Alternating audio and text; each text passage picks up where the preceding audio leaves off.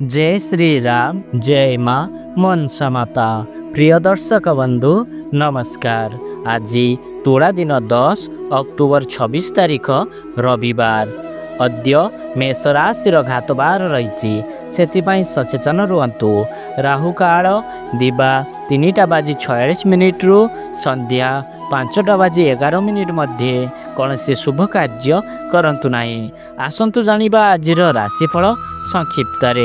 मेष राशि चक्षुरे आघात, वृष राशि व्यवसाय रे लाभ, मिथुन राशि बंधु दर्शन, कर्कट राशि व्यय वृद्धि, सिंह राशि ठकामी रे कष्ट, कन्या राशि सफलता, तुला राशि मातृप्रति विपद, मिठा राशि नूतन चुक्तिपत्र, धनु राशि बंधु विदेश, मकर राशि अर्थलाभ, कुंभ राशि प्रशंसित व मीन राशि स्वास्थ्य उन्नति।